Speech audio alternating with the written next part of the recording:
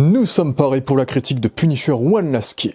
Yo tout le monde, ici Juju tout seul, et aujourd'hui nous allons parler du nouveau Marvel Television Special, Punisher One Last Kill avec Jon Bernthal dans le rôle du Punisher. Mais avant, je pense que je vais faire de cette vidéo un bilan complet de mon avis sur toutes les œuvres live-action effectuées sur le Punisher. Donc avant de faire cette grosse review, je trouve que le Punisher est un personnage très intéressant parce que c'est l'un des rares personnages de Marvel qui a une quantité d'adaptation assez importante et très variée en termes des éléments qui sont adaptés de ce personnage-là au fil des époques et au fil des angles qu'ils ont pris pour réajuster le personnage au fil du temps en fait, parce que du coup c'est un personnage qui est adapté depuis les années 80. C'est l'un des premiers personnages Marvel à avoir eu un film solo à l'époque, et c'est un personnage qui a été réadapté avec plusieurs versions, ce qui le rend très intéressant à analyser dans ces angles-là. Et à côté de ça, je suis extrêmement fan du Punisher. Moi j'ai toujours été plus fan des héros sombres que des héros light, ça a toujours été plus ma vibe. Même si là, plus le temps passe, plus j'apprécie les héros un peu plus patriotiques, on va dire, les héros un peu plus boy scout comme Superman ou Cyclope, que j'ai vraiment apprécié récemment. C'est vrai que dans ma jeunesse, mes persos de cœur, c'était un peu des Batman, des Punisher, des Daredevil, des Ghost Rider, des choses comme ça, des Rorschach. Et donc le Punisher, ça a toujours été un personnage que j'ai apprécié, que j'ai adoré, avec un concept extrêmement intéressant de cet homme qui a perdu toute sa famille et qui va mener une quête de vengeance éternelle en massacrant tous les criminels qu'il trouvera. Et c'est pour ça que je profite de ce special pour vous parler du personnage en général et de vous faire un bilan de tous les films du coup qui ont été adaptés sur le personnage, plus série et maintenant special et court-métrage. Donc on l'a un peu adapté sous toutes les formes, le Punisher. Et c'est assez marrant de voir un personnage aussi sombre et ténébreux et violent être aussi populaire dans la sphère de l'univers Marvel, c'est assez impactant. Et du coup j'ai découvert exprès le film de Punisher avec Dolph Lundgren du coup hier pour me préparer à cette vidéo que je n'avais jamais vu. Parce que c'est vrai que moi j'avoue que j'ai beaucoup du mal avec les films de super-héros, on n'assume pas le moniker, le logo, le symbole du héros. Et donc moi je suis toujours allé à reculons vers ce film Punisher là parce que Dolph Lundgren il a pas le logo du Punisher, donc moi je vois juste un mec normal qui bute des gens comme John Wick ou je sais pas qui, tu vois, un mec normal, mais je vois pas le Punisher quoi, je vois l'acteur tuer des gens mais je vois pas le Punisher parce qu'il a pas son crâne, tu vois. Et c'est un truc qu'on va bien redévelopper avec Jon Bernthal d'ailleurs. Mais c'est vrai que le film Punisher du coup de 1989, il est pas dingue. C'est pas une merdasse non plus, mais c'est vraiment une grosse série B de son époque quoi. C'est que le film est divertissant, il dure 1h30, ça va à l'essentiel. Je trouve quand même qu'il est assez surprenant, c'est qu'on te vend vraiment le film au départ comme Punisher qui tue des gangsters, et puis boum, t'as des ninjas qui débarquent, et en fait les vrais méchants c'est les Yakuza, et j'étais pas prêt. Mais du coup le film est un peu cheap et un peu kitsch, on a du mal à prendre au sérieux la tonalité de l'œuvre, c'est que le film oui, est plutôt violent, il y a des morts un petit peu graphiques, mais pas tant que ça reste, pour l'époque c'est pas non plus extrêmement, c'est pas gore du tout par contre, mais c'est assez violent on va dire. Mais la tonalité est trop kitsch, il y a beaucoup de moments extrêmement kitsch avec les Yakuza maquillés en blanc qui font des danses, ils se font fusiller par le Punisher de façon random, le Punisher qui fait la tyrolienne sur un cadavre qui tient debout, ça n'a aucun sens. Donc il y a plein et puis le fait que le Punisher affronte des ninjas, genre je m'y attendais pas, quand j'ai vu le film je m'attendais pas du tout à ça. Donc le film est vraiment pas dingue, et puis je trouve que le personnage du Punisher, après, je trouve que l'angle qui a été utilisé est un peu l'angle la plus basique à utiliser pour le Punisher, c'est-à-dire symbole de vengeance qui va tuer des gens, et donc c'est ce qu'il fait, c'est qu'il parle pas beaucoup, il agit plus qu'il parle, et en vérité c'est assez fidèle au personnage de base. Je trouve que Dolph Lundgren, qui a un très beau look quand même, avec les cheveux noirs, les cheveux bruns qu'on lui a donné, je trouve qu'il campe une version plutôt correcte du Punisher, c'est qu'il est pas très présent, il est pas très développé, toute la partie sur sa famille est pas assez ressentie, sa relation avec le lieutenant qui le poursuit tout le film, qui était son ancien coéquipier, c'est pas très développé non plus, et même d'ailleurs les flics sont pas très développés, la jeune flic non plus elle est pas très développée, donc il y a rien qui est très développé dans ce film là. Après je trouve qu'il y a quand même quelques dilemmes qui sont assez intéressants et qui sont assez propres au Punisher.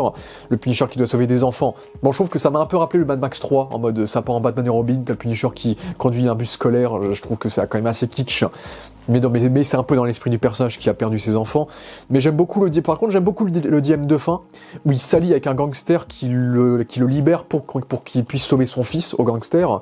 Donc il s'allie à un criminel qui veut sauver son enfant. Et donc le Punisher s'identifie à cet enjeu-là, lui qui a perdu son enfant.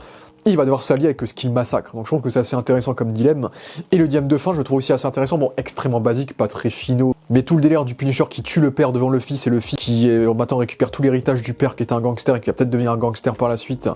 Et le Punisher lui demande de devenir un gars bien. Et le gamin, il sait pas parce qu'il vient de voir le Punisher tuer son père. Donc je trouve que c'est un dilemme intéressant parce que le Punisher, il va se dire, peut-être qu'un jour ce gamin, il va devenir un giga mafieux. Et je vais devoir le tuer. Donc peut-être que là maintenant j'ai une chance de le faire changer vite fait, qu'il comprenne que son père était méchant, mais s'il change pas, je reviendrai pour lui, tu vois. Donc en vrai, je trouve que le dilemme de fin est plutôt cool, je trouve que c'est vraiment quelque chose qui est intéressant et qui est assez adéquat avec le personnage du Punisher, ce dilemme-là, de l'enfant criminel, etc.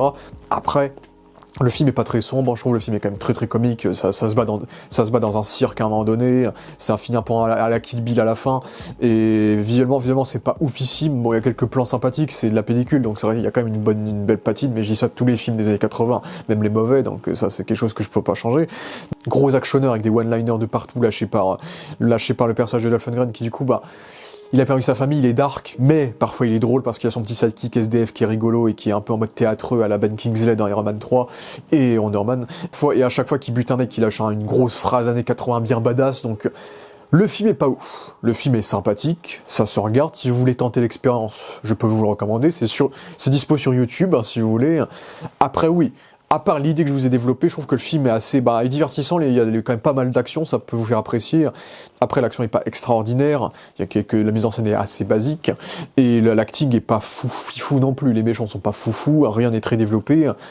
Donc en vrai, c'est une base assez faible pour introduire le Punisher au cinéma, c'est sympa sans plus, quoi. Alors que du coup on a attendu du coup près de 15 ans plus tard pour réadapter le Punisher du coup avec le film de 2004 et je ne comprends pas la haine qu'a le film de 2004. Pourquoi il a eu des critiques aussi négatives? J'adore ce film.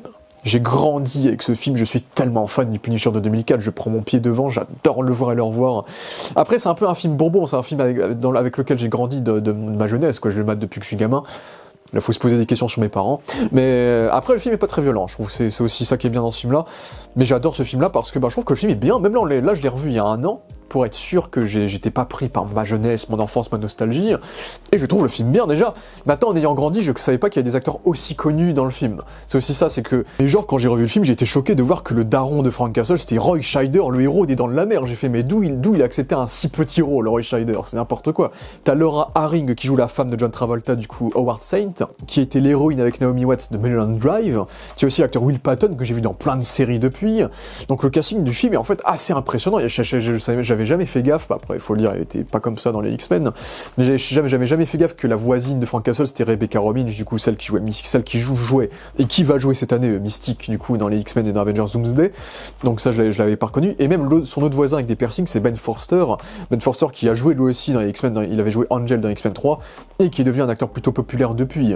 Donc je trouve que le casting du film est assez gigantesque en rétrospective. Quand j'étais gamin je connaissais pas ces acteurs, mais maintenant que je les connais ça fait grave bizarre de voir le film en voyant tous ces acteurs connus, sans compter le duo principal Thomas Jane, du coup un acteur qui est vraiment sous-coté. J'aime beaucoup Thomas Jane et je suis triste qu'il ait pas eu la carrière qu'il mérite. J'aime beaucoup son Frank Castle et j'avais adoré dans The Mist bien sûr, entre autres. Donc je suis assez déçu qu'il ait pas eu la carrière qu'il a eu. Et puis John Travolta qui je pense joue dans l'un de ses moins mauvais films, on va dire, des films dans lesquels il a pu jouer dans les années 2000, parce que depuis John Travolta il est un peu perdu en crédibilité. Mais voilà, moi le film je trouve super cool. D'ailleurs j'adore la musique, c'est ma musique préférée, tout Punisher confondu. La musique, ça se voit que c'est un Italien qui a fait la musique, ça fait très parrain, ça fait très nanana, nanana. Je vais pas faire la suite, mais j'adore cette musique, ça me met dans la vibe vraiment film de gangster mafieux un peu mélancolique. J'adore cette musique de fou, incroyable.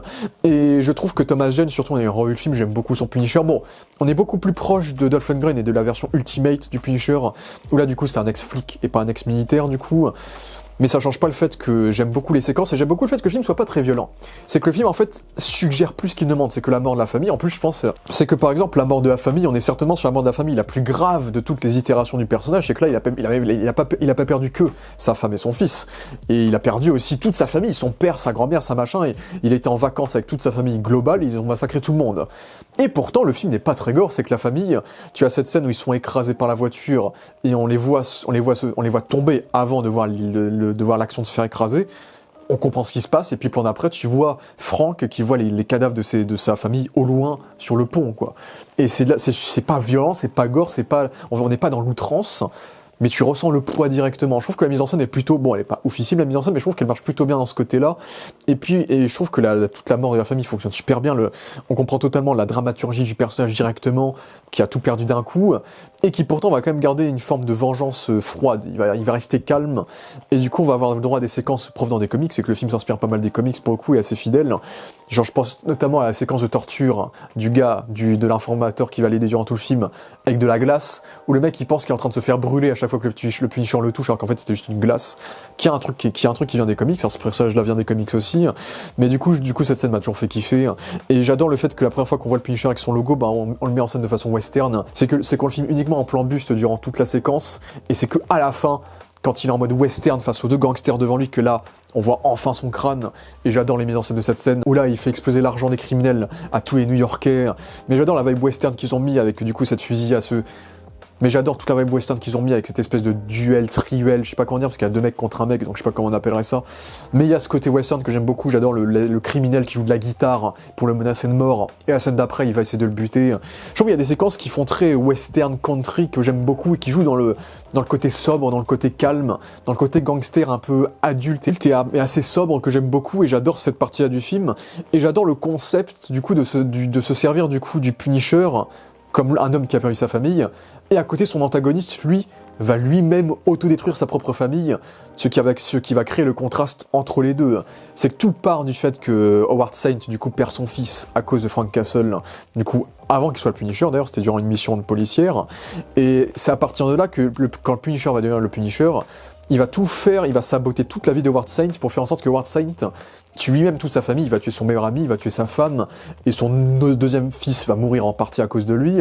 Et j'adore cette idée-là du méchant qui est tellement le démon, qui est tellement un antagoniste sans cœur, etc., qui pense qu'à son égocentrisme, qui va lui-même saboter sa propre famille. Je trouve que le concept est super cool, et pareil, ça fait un giga parallèle avec le Punisher qui, lui, a perdu sa famille. Bon, John Travolta cabotine un peu, on n'est pas sur le méchant du siècle, la seule chose qui l'anime c'est vraiment le fait qu'il ait perdu son fils au départ, donc il a le même enjeu un peu émotionnel que son ennemi. C'est pas un méchant de fou en vérité, hein. On est vraiment sur la partie de la carrière de Travolta où il surjoue beaucoup quand il interprète ses rôles.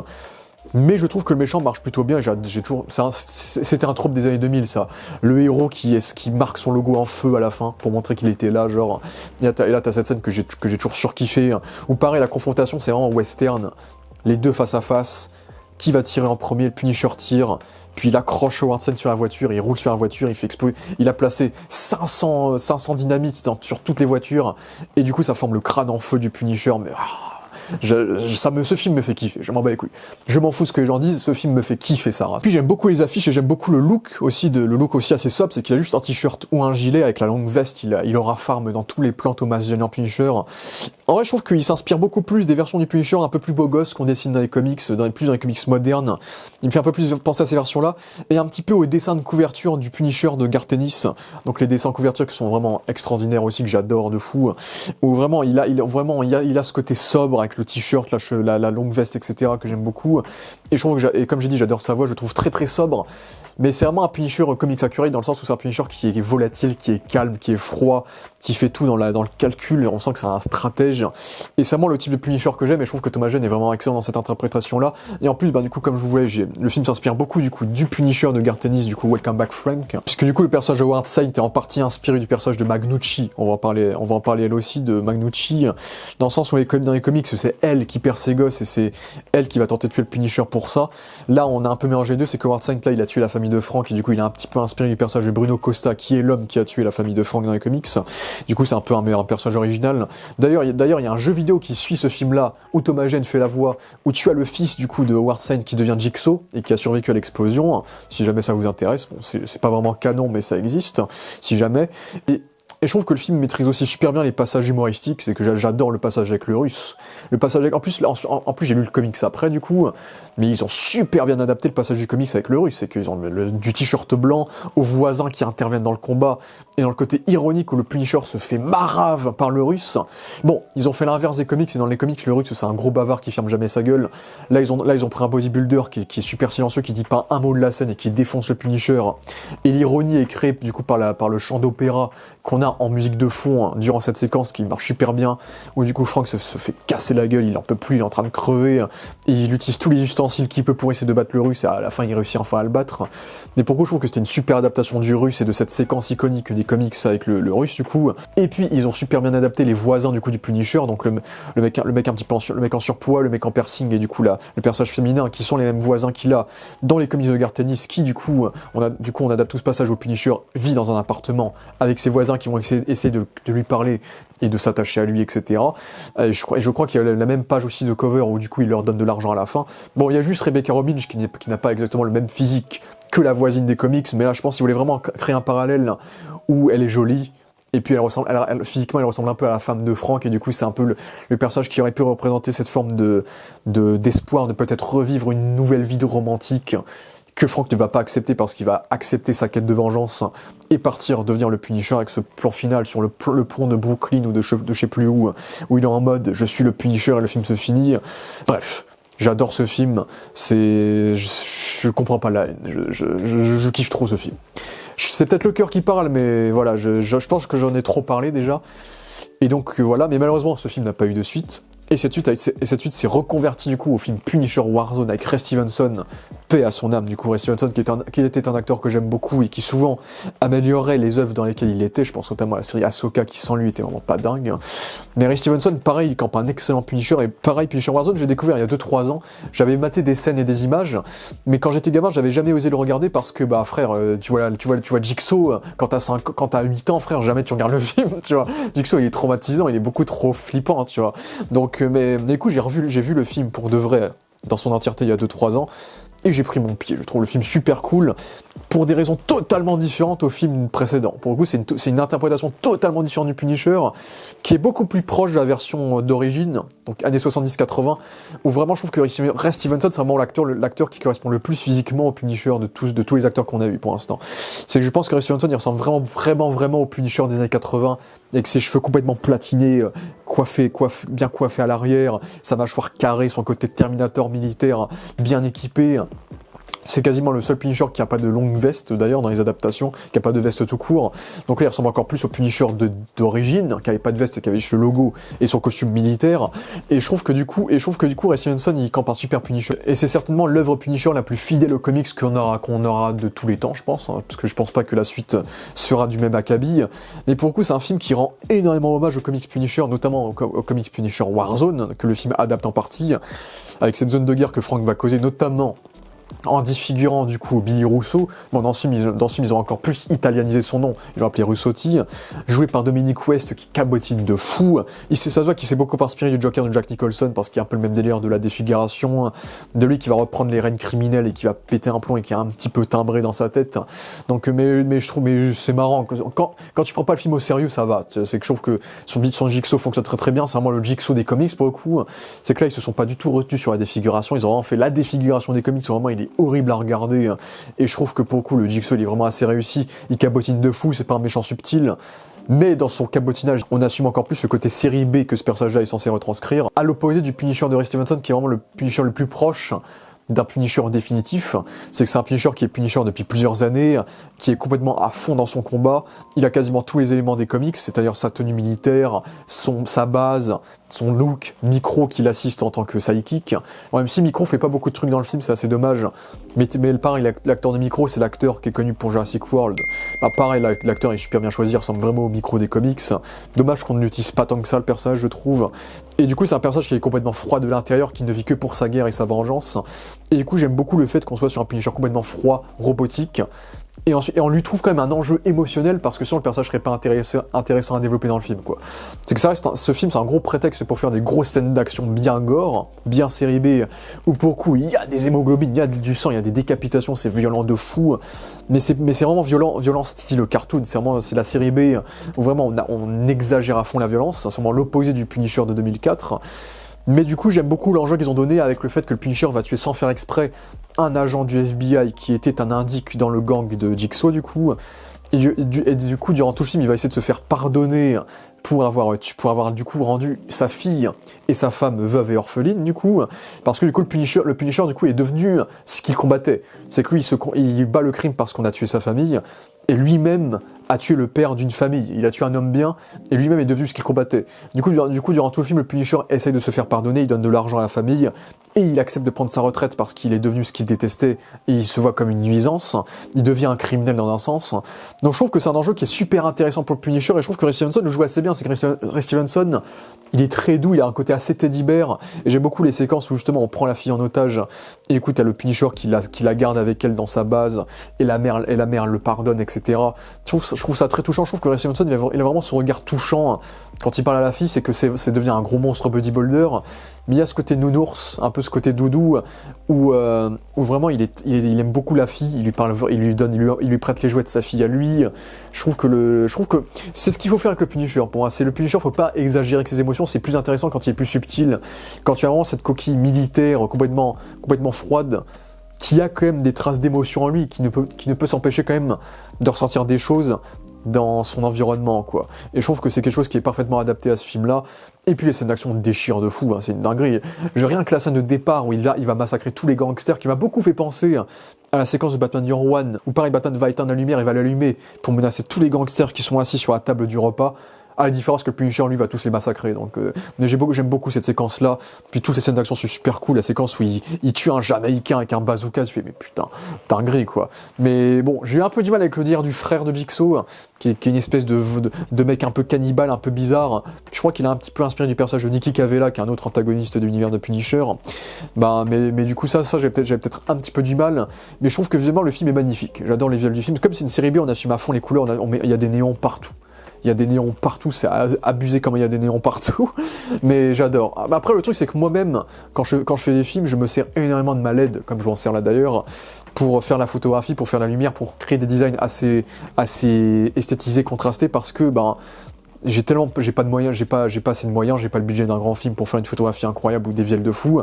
Donc moi je me sers constamment de ma LED pour créer des scènes avec des couleurs, des ambiances différentes. Et ce film fait exactement la même chose. C'est que t'as des séquences où t'as des fenêtres jaunes dans un décor rouge, et puis dans la scène d'après t'as un décor violet avec du bleu. Et moi j'adore, et du coup ça fait très comics aussi, ça fait une mise en scène très comics, ou pareil dans les comics, tu as des panels où du coup pour représenter l'état du personnage, tu vas faire en sorte que tout le décor autour de lui est rouge, et puis ensuite ça va être bleu, etc. Donc on joue à fond sur l'expression des couleurs qui exprime un peu l'attitude des personnages. Mais je trouve que le film visuellement est très très beau par rapport à ce côté série B extrêmement coloré, comics, etc. Et de façon générale, je trouve que Punisher Warzone, c'est un film assez cool. Même les flics proviennent des comics aussi, donc on est vraiment à fond sur le comics. Il manque juste le van. Il lui manque juste le van et il avait tout, en fait, ce Punisher-là. Il a l'arsenal, il a tout. Et voilà, pareil, assez triste que Ray Stevenson n'ait jamais eu l'occasion d'ailleurs de reprendre le rôle. Il l'a repris vite fait pour un épisode de Super Hero Squad en doublage. Mais c'est vrai que c'était un excellent Punisher, je trouve que le film est très très cool. Donc voilà, Punisher Warzone, petit coup de cœur aussi côté Punisher, même si je suis quand même plus fan de 2004 vu que j'ai grandi avec. Et puis j'ai quand même envie de vous parler du court-métrage Punisher Dirty Laundry, que j'ai vu du coup il y a pas trop longtemps, qui est en fait un court-métrage non officiel qui avait été réalisé pour la Comic-Con il me semble, où Thomas Jane a accepté de reprendre le rôle du Punisher dans ce petit court-métrage-là, qui a été fait sans les droits de Marvel, qui a été fait gratuitement quasiment, je crois que ça a été en crowdfunding, ça a été une galère à faire ce court-métrage-là. Mais du coup, ce petit court-métrage donne une petite suite au Punisher de Thomas Jane, et je trouve que c'est un petit court-métrage qui est dispo sur YouTube, que je vous recommande vraiment, parce que je le trouve vraiment cool, ça dure 10 minutes, je crois, même pas. Et en gros, c'est le Punisher qui va aller en lingerie, qui va nettoyer ses vêtements, et pendant qu'il nettoie ses vêtements, en fait, il y a des racailles, il y a des gangsters qui sont en train de violer des femmes, de bully des gosses, de frapper des gens, etc. C'est le chaos derrière lui dans la ville. Et le Punisher, il va hésiter à intervenir, et là, il va aller voir Ron Perlman. Déjà, Ron Perlman, qu'est-ce qu'il fout là? Il va lui demander d'acheter une bouteille de Jack Daniels, et là, il va servir de la bouteille de Jack Daniels pour buter tous les criminels avec la bouteille. Et du coup, t'as vraiment tout ce court-métrage-là, c'est un giga build-up, de tension, où on voit tous les éléments se dérouler jusqu'à le moment où ça pète, où du coup Frank va buter tout le monde avec la bouteille, et c'est extrêmement violent, assez dynamique, et pour le coup ils ont bien mis les effets gore pour ce moment d'action là, et donc j'aime beaucoup ce petit court-métrage là qui est vraiment très très bien foutu. Et puis quand tu connais pas le Punisher, c'est qu'à la fin que tu découvres qu'en fait c'était Punisher, quand tu vois le t-shirt qu'il avait lavé dans le linge, etc. Et j'aime beaucoup le fait qu'à la fin, on voit que c'est un Punisher qui aide le peuple, c'est pas un Punisher qui fait ça par vengeance, mais c'est un Punisher qui opère pour le peuple, et à la fin du coup il laisse le peuple punir le criminel en lui donnant le briquet, je crois, pour buter le criminel. Donc je trouve que c'est un court-métrage qui marche bien sur le fait de montrer que le Punisher c'est quand même un symbole pour le peuple qui vit dans des conditions extrêmement graves, et donc tu ne peux compter que sur un homme violent comme lui pour sauver entre guillemets la ville de la racaille entre guillemets. Et je trouve que ce court-métrage là est très similaire à ce qu'on a eu dans le special avec John Berthold, mais c'est un court-métrage que je vous recommande qui est assez cool. Et donc globalement je trouve que le Punisher a eu de très bonnes adaptations malgré les critiques très mitigées qu'on a pu avoir de la presse, mais moi je suis contre ces critiques, j'aime beaucoup ce qu'on a eu du Punisher, à part le truc avec Dolph Lundgren, et c'est ainsi que nous avons eu droit au Punisher de John Berthold, du coup John Berthold qui est un acteur que j'aime aussi pas mal, The Walking Dead notamment, et du coup le Punisher de John Berthold, le Punisher de John Berthold, avant de revoir tous ces films Punisher, avant de lire les comics, de me renseigner davantage sur le personnage, je vous aurais peut-être dit que c'est mon Punisher préféré, et maintenant je dois l'admettre, j'hésite vraiment. Je suis assez contrasté, assez mitigé sur le Punisher de John Berthold maintenant. Maintenant j'ai des soucis, j'ai des problèmes. Parce que le Punisher de John Berthold, je pense, maintenant avec le temps, je pense que je préfère quand même les versions de Ray Stevenson et de Thomas Jane, qui ont beaucoup moins de temps d'écran, qui sont beaucoup moins développées, etc. mais ils sont beaucoup plus proches de la version des comics et ils me font beaucoup plus penser à ce que je veux. Et les deux représentent beaucoup plus ce que je veux voir avec le Punisher. Ce que j'aime bien avec celui de John Berthold, c'est que c'est une interprétation très très libre de la version du Punisher, mais fatalement, au bout d'un moment, il faudra que le personnage devienne le Punisher en définitif. C'est que j'accepte le fait de lui donner une longue origin story pour le faire développer, pour trouver des choses à écrire, parce que le Punisher, c'est un personnage qui est très compliqué à écrire. C'est qu'une fois que le Punisher il sort de sa guerre, qu'est-ce que tu fais du Punisher, en fait? C'est que les auteurs de comics, durant des années, ils ont galéré à essayer de faire des choses neuves avec le Punisher, qu'ils ont fait que des trucs un peu flopesques, hein, Punisher zombie, Punisher chef de la main, Punisher qui tue le Marvel Universe, Cosmic Ghost Rider qui est en fait le Punisher. À chaque fois qu'on sort le Punisher de sa base de mec qui veut se venger du crime, ben on n'arrive jamais à trouver des choses extrêmement intéressantes avec ce personnage-là. Après, je dirais que moi, personnellement, si jamais je devrais, ça n'arrivera jamais, hein, mais si jamais j'aurais adapté le Punisher, je pense que ce serait beaucoup plus intéressant de le prendre dans l'angle d'un Clint Eastwood, dans l'angle d'un film de western de Sergio Leone, un peu style L'homme sans nom, ce héros qui parle quasiment pas du film, qui ne dit rien, on sait pas d'où il vient, on ne connaît pas son nom, mais il va vivre une quête, il va voir que des gens sont en danger, il va sauver ces gens-là, il repart. Et en fait, pour moi, le Punisher, ce serait beaucoup plus intéressant de le développer comme le personnage qui va régler une situation. Pour moi, tu fais un film sur... tu adaptes quelques arcs des comics cultes du Punisher, je pense à l'arc de Slavers, où le Punisher va tuer des gens qui font du trafic d'esclavagisme féminin. Du coup, tu as des femmes dans des cages au souterrain, c'est un comics qui est assez horrible, etc. En vrai, tu me fais toute une histoire sur l'une de ces femmes qui a réussi à s'enfuir, et tout le comic c'est du point de vue de cette femme, et à la fin tu as le Punisher qui débarque un peu comme le juge, le bourreau, l'exécuteur, pour massacrer ces gens-là. Pour moi c'est plus intéressant de suivre le POV d'une histoire du Punisher, soit du POV d'un criminel qui va se faire massacrer, soit du POV d'une victime que le Punisher va aider. Parce que le Punisher pour moi c'est plus une idée qu'un personnage presque. C'est un personnage qui a tellement perdu d'émotion, qui est tellement focus que sur sa guerre, que c'est plus intéressant de voir dans quel contexte il mène sa guerre et dans quelle mission il va mener cette guerre-là. C'est que là, le Punisher il va tuer des criminels, donc on parle de la criminalité. Là, il va tuer des gens dans des cités, donc là on critique la nuisance la nuisance de la drogue ou de je ne sais quoi dans les cités.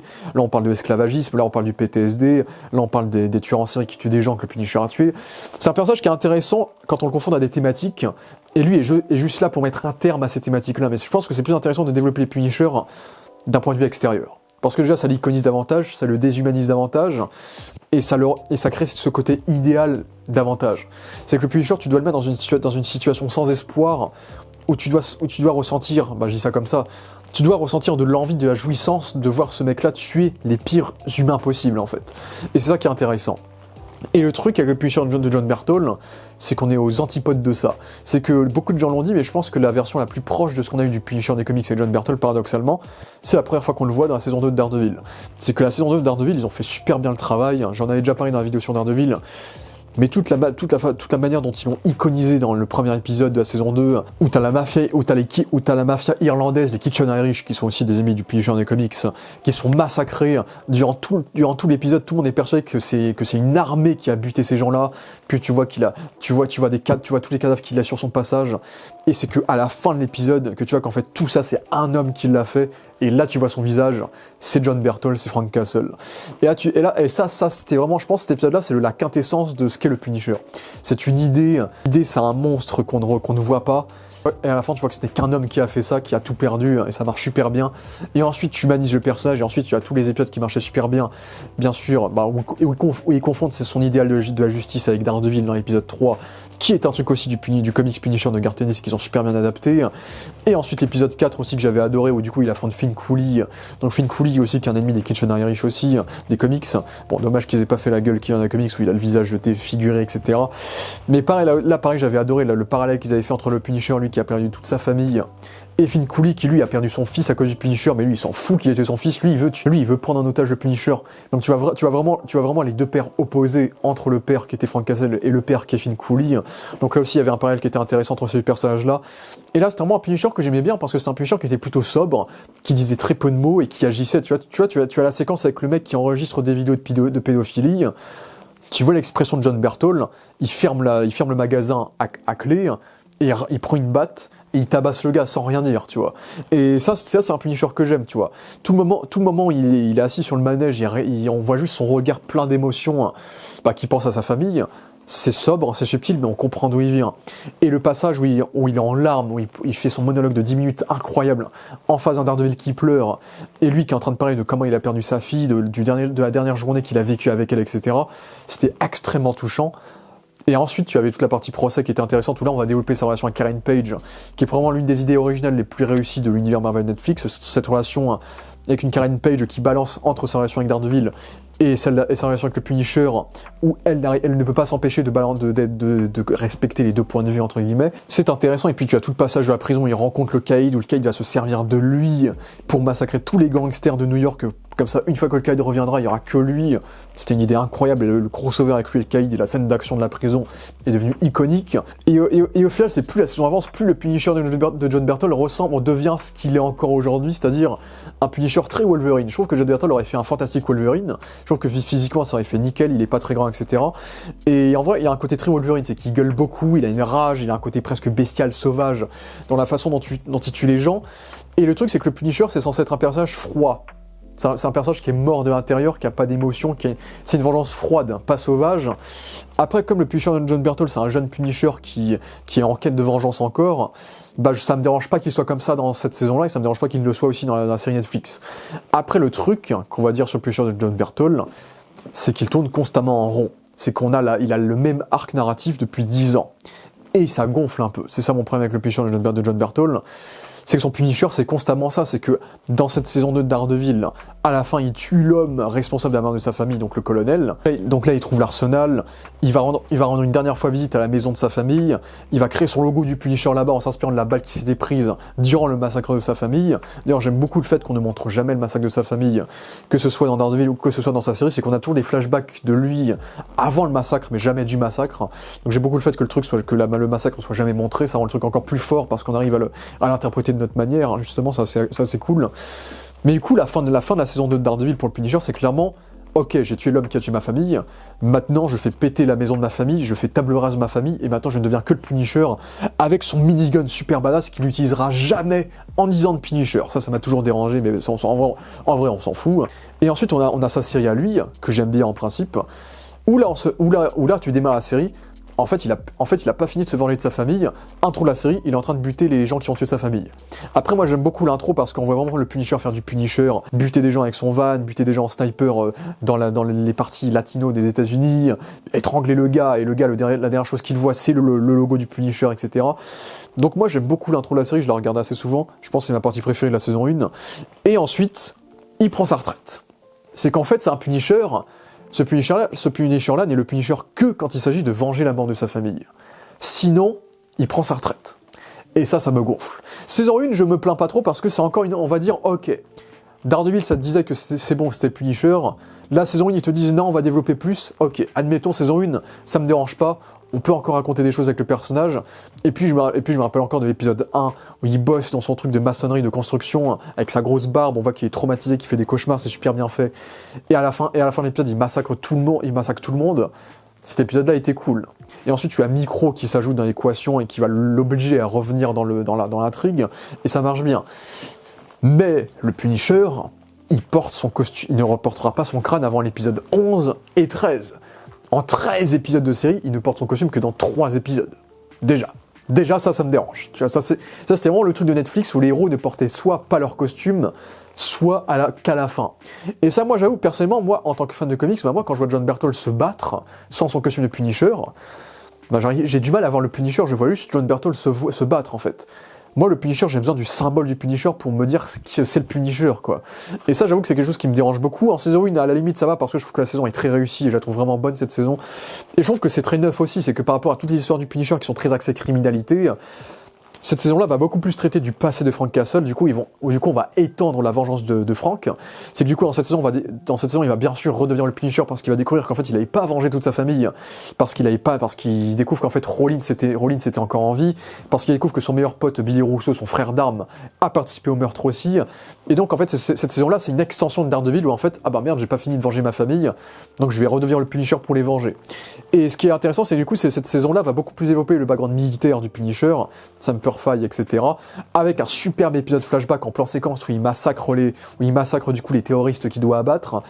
qui te fait comprendre, et c'est aussi inspiré d'un comics de Garth Ennis, je crois, centré sur la vie militaire de Frank avant qu'il revienne à New York, qui est très réussi aussi, où justement on te montre à quel point en fait Frank Castle il a toujours été comme ça, avant même qu'il ait perdu sa famille, il a toujours eu cette rage en lui, ce côté inhumain en lui qu'il a perdu à cause de la guerre, en tant que militaire. Et du coup, je trouve que c'est un personnage qui est super bien développé sur ça, parce que c'est un personnage qui a toujours été un monstre, entre guillemets, et d'un côté on voit à quel point cet homme-là, et d'un côté on voit à quel point on s'est servi de cet homme-là comme arme vivante, parce que c'est une arme vivante, il n'y a personne comme lui, il pouvait massacrer des bataillons à lui tout seul, tellement c'était une bête sauvage, et tellement il était insensible à la douleur, etc., il avait une grosse tolérance à la douleur, et ça marche bien. Mais d'un côté, il est tellement impulsif qu'on se doute que c'est en partie peut-être à cause de ça qu'on a tué sa famille aussi. Donc c'est un personnage qui a toujours eu ce mal en lui avant même de perdre sa famille, et ça c'est super intéressant, super bien développé, etc. Et puis je trouve que cette saison marche bien parce que c'est une saison qui est très différente des autres adaptations qu'on a eues, dans le sens où là on est beaucoup plus focus sur le côté militaire et sur le côté aussi gouvernemental. On a un côté plus thriller paranoïaque, thriller gouvernemental, CIA, FBI, etc., notamment avec le personnage de Micro qui a été vraiment modernisé par rapport au comics. C'est que là Micro du coup il est joué par Eban Masbakrar qui plus tard jouera la chose et qui sera l'un des meilleurs potes de John Berthold, parce qu'ils ont joué ensemble dans Punisher et ils jouent ensemble dans The Bear aussi, et du coup j'aime beaucoup la réinterprétation qu'ils ont fait du personnage de Micro, où justement ils en ont fait un Edward Snowden, ils en ont fait un mec qui connaissait trop de choses, qui voulait les dévoiler publiquement, et en faisant ça la CIA essaie de le tuer avant que ça arrive. Et j'aime beaucoup, encore une fois j'adore quand ils font ça, j'aime beaucoup le contraste qu'ils ont fait entre Frank Castle qui a perdu sa famille et lui qui s'est fait passer pour mort pour protéger sa famille. Donc on est vraiment sur les deux cas inverses, qui va créer une dynamique super intéressante, parce que lui il comprend pas comment un homme peut se faire passer pour mort pour protéger sa famille, alors que lui ferait tout pour retrouver sa famille, tu vois. Donc je trouve que la dynamique est super intéressante, notamment quand Frank va devoir rencontrer la femme de Micro, et on sent qu'il y a un début de romance avec la femme de Micro, et même avec ses enfants, on sent qu'il y a un côté paternel qui se crée avec ses enfants. Du coup ça marche super bien parce que t'as Micro qui les observe avec les caméras cachées, etc. Donc il y a un côté voyeuriste qui est très bizarre aussi, mais je trouve que le contraste est très intéressant entre les deux personnages. Et puis physiquement, ils ont fait l'opposé du coup du Micro des comics, qui est un peu le petit gros entre guillemets. Là, ils ont fait le grand geek un peu maigrichon, donc ça fait vraiment l'opposé même physiquement, avec John Berthold qui est un petit peu costaud mais pas très grand, donc ça marche plutôt bien. Et les deux acteurs sont très bons, ils ont une superbe alchimie qui crée des éléments de comédie qui marchent bien. Et à côté, ils ont fait une superbe réinvention du personnage de Billy Russo, qui est dans les comics normalement c'est le beau gangster, beau gosse qui va se faire défigurer par le Punisher et qui va devenir son pire ennemi. Et là, on part complètement sur autre chose, on en fait le frère d'armes de Frank Castle, son meilleur pote militaire, qui était presque comme un tonton pour sa famille.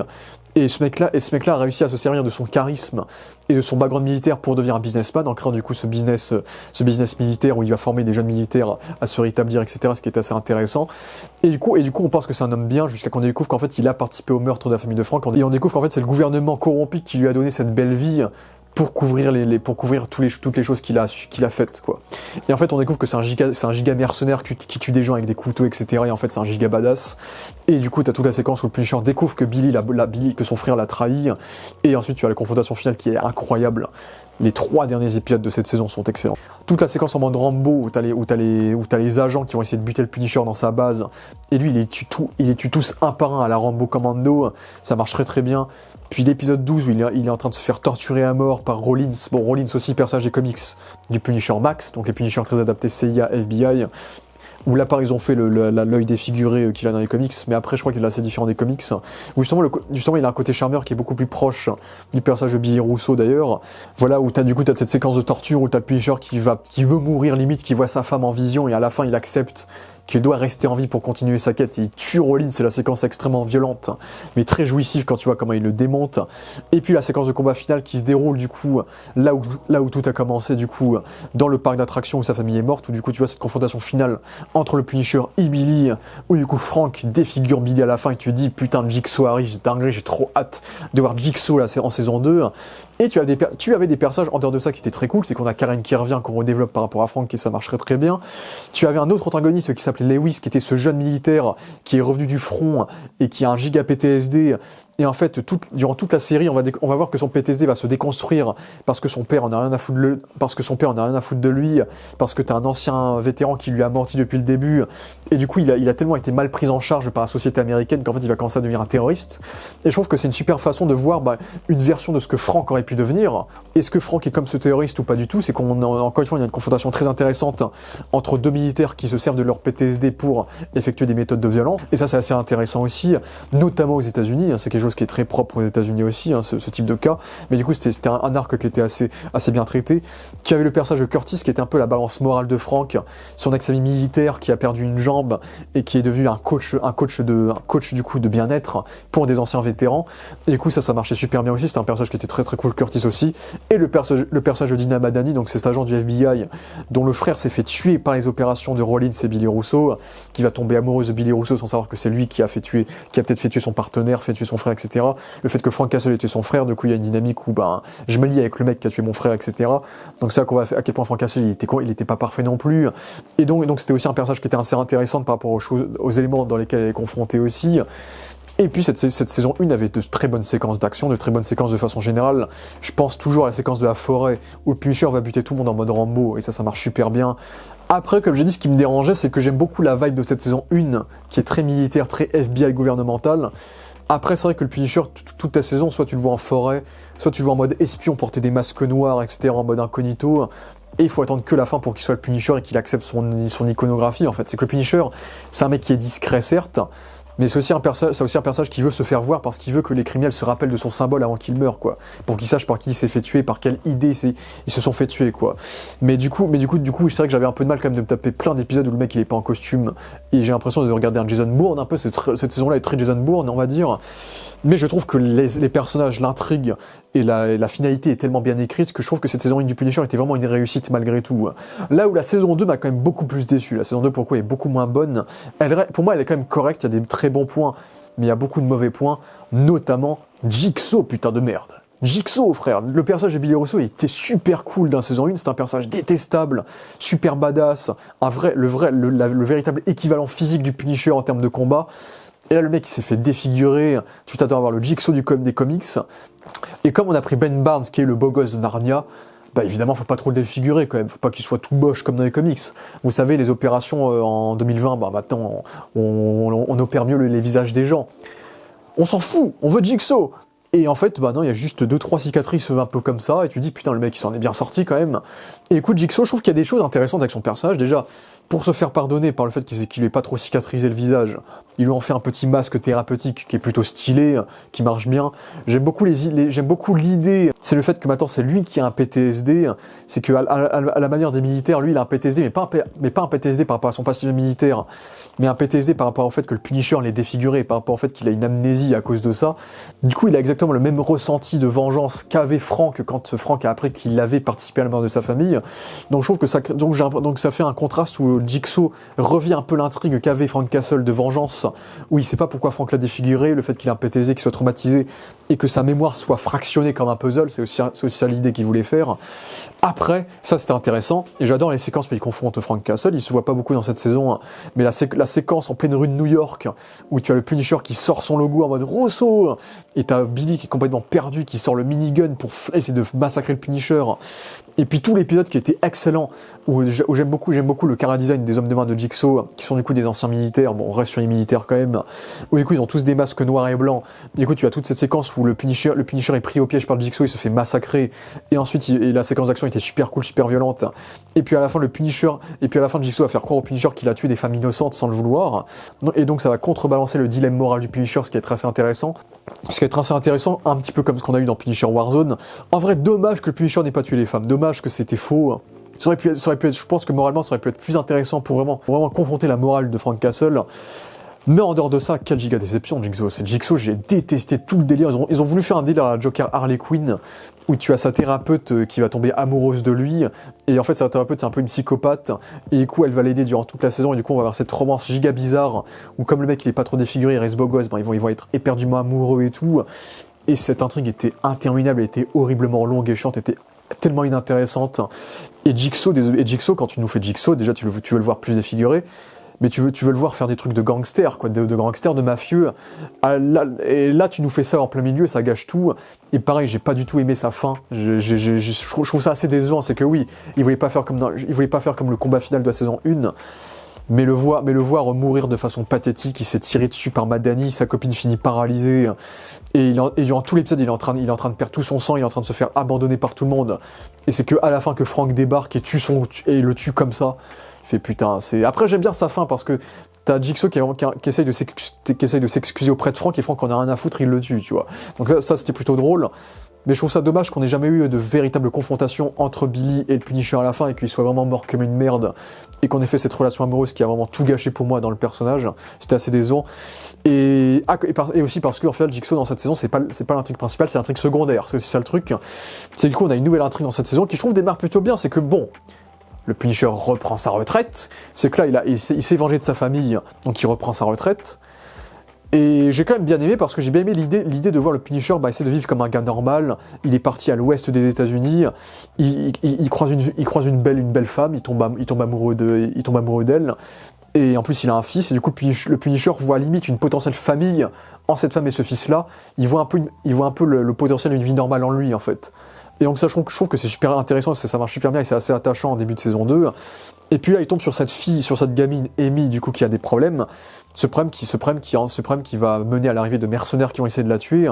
Et Frank Castle ne peut pas s'en empêcher, il doit protéger cette fille-là parce que ça reste un homme bien, et parce que cette fille-là lui rappelle bien sûr sa fille, comme d'hab. Et donc il va défoncer ces mercenaires, avec l'une des meilleures scènes d'action du personnage, avec toute cette partie dans les toilettes, où on se sert super bien du décor des toilettes pour défoncer ces personnages-là, et ça marche super bien. Et du coup, ça fait vraiment comprendre au personnage de Frank Castle que jamais il n'aura le droit à une vie normale, et du coup ensuite on va un peu partir sur une saison en mode road trip avec cette gamine. Et je trouve que pareil, c'est une saison qui est assez neuve et originale par rapport aux autres œuvres du Punisher, parce que là on est plus sur un truc road trip, où pendant 3-4 épisodes, du coup on a le Punisher et Amy qui essayent de fuir les mercenaires qui veulent essayer de tuer Amy, et du coup on les voit en voiture, on les voit en van, on les voit dans des hôtels, et puis tu avais tout cet épisode très Rambo-esque, où les deux sont coincés au commissariat, et tu as le commissaire à la fin qui va accepter de libérer pour buter tous les criminels qui essaient de les tuer dans la forêt.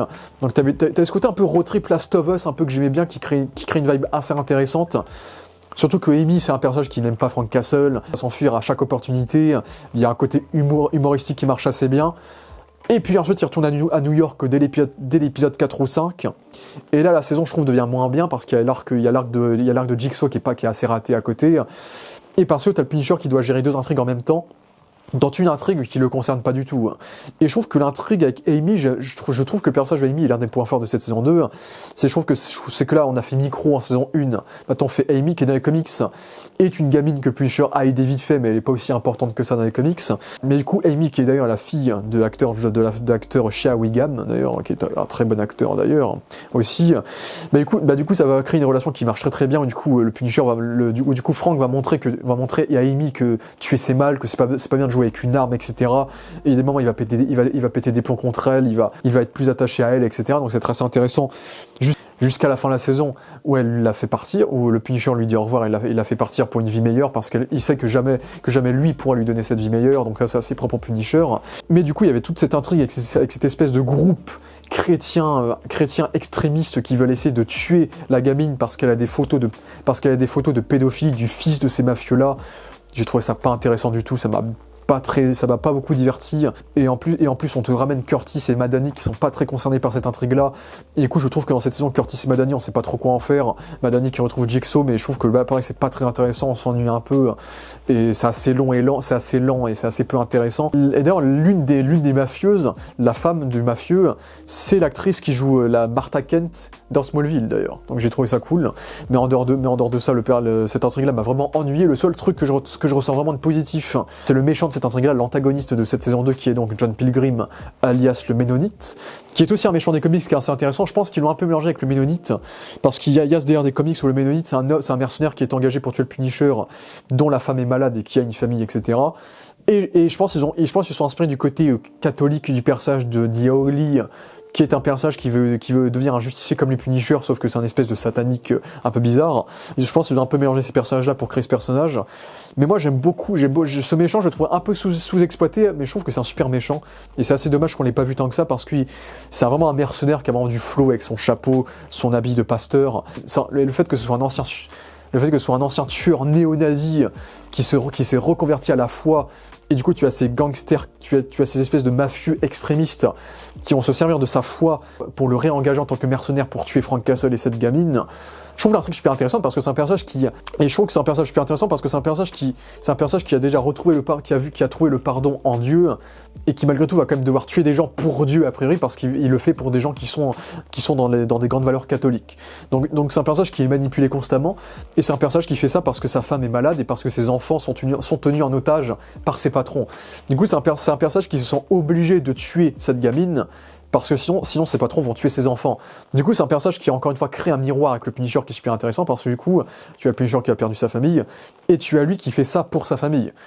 Tu as lui qui fait ça parce que s'il le fait pas, sa famille va se faire tuer. Du coup j'aime beaucoup le final qu'il y a entre les deux, où du coup le Punisher pour la première fois épargne son ennemi et le laisse retrouver ses enfants. Donc je trouve que ça crée une relation qui est assez intéressante entre lui et John Pilgrim.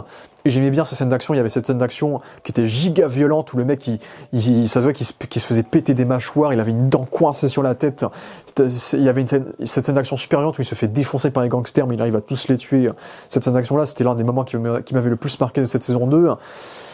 Mais c'est vrai qu'en dehors de ce méchant-là, de la relation Punisher et cette gamine, le début de saison en mode road trip Last of Us qui était plutôt cool, et le côté un peu psychologique de Jigsaw, cette saison 2 était globalement décevante, hein. Comme je vous l'ai dit, c'est qu'il se passait pas grand-chose, c'était très lent, les méchants étaient pas très intéressants, Jigsaw c'était vraiment un gâchis, on ramène des personnages qui sont beaucoup moins intéressants qu'en saison 1, et puis fatalement le Punisher reçut le même parcours que d'habitude, il reprend sa retraite, il y a un élément de l'intrigue qui va le faire revenir, et à la fin il porte enfin le costume. Là il le porte plus quand même, il le porte dans 3-4 épisodes, cette fois le costume quand même il le porte un peu plus, mais voilà, il reporte le costume à la fin, et ensuite il accepte enfin d'être le Punisher. Et tu fais putain. Du coup, ça nous a pris 3 saisons de série télé pour que Frank Castle devienne enfin le Punisher. Du coup, ils adaptent la cover iconique de Punisher Warzone. Et ensuite, la série a été annulée, du coup, comme tout le monde le sait. Et le personnage est revenu plus tard dans Daredevil Born Again, où là, pareil, on le retrouve dépressif, barbu, qui confronte Matt Murdock sur son idéal de la justice. 7-8 ans après la saison 2 de Punisher.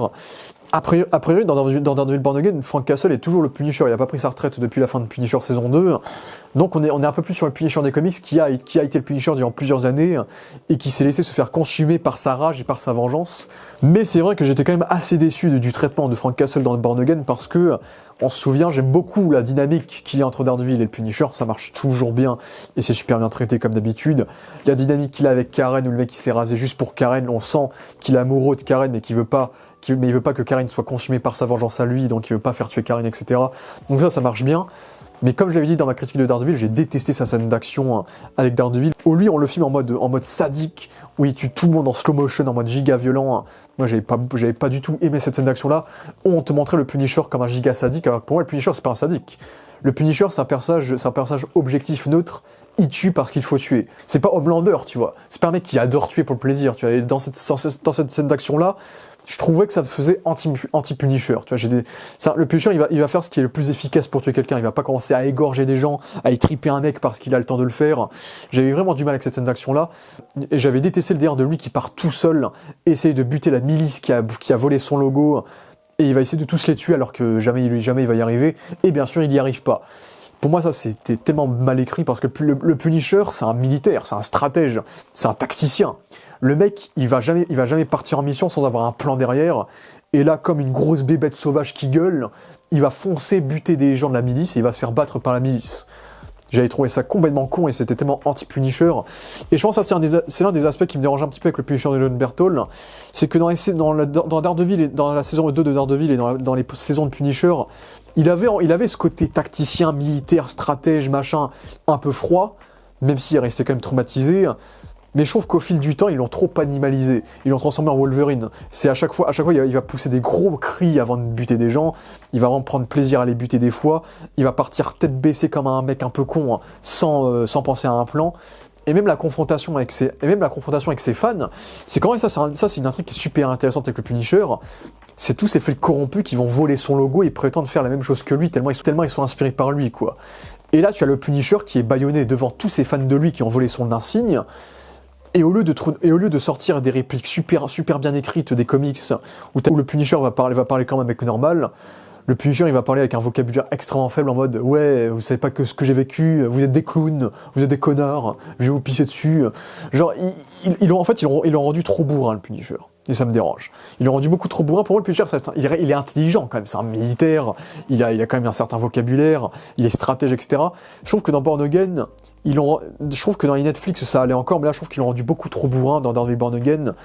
Et autant c'était cool de confronter le Punisher à ses fans, autant le fait qu'il n'ait pas été présent dans Daredevil Born Again saison 2, parce que John Bernthal est parti faire son spécial, bah c'est dommage qu'on n'ait pas plus développé ce côté-là. C'est vrai que ça aurait été super intéressant de développer davantage ce côté fanatisme de flics qui ont volé son logo et qui s'en servent pour instaurer une dictature fasciste avec Wilson Fisk. Je trouve ça vraiment dommage qu'on n'ait pas assumé le truc à fond et qu'on n'ait pas mieux écrit le Punisher que ça et qu'on l'ait pas ramené en saison 2 de Daredevil, mais ça c'est surtout à cause de John Bernthal qui voulait écrire son spécial du coup. Et donc du coup il s'est enfui à la fin de Daredevil Born Again, à la fin de la saison 1, il s'est enfui de sa prison. Et c'est vrai que oui, là, et du coup là on va enfin parler du spécial Punisher qui est sorti cette semaine à l'heure où je tourne cette vidéo, du coup le mercredi.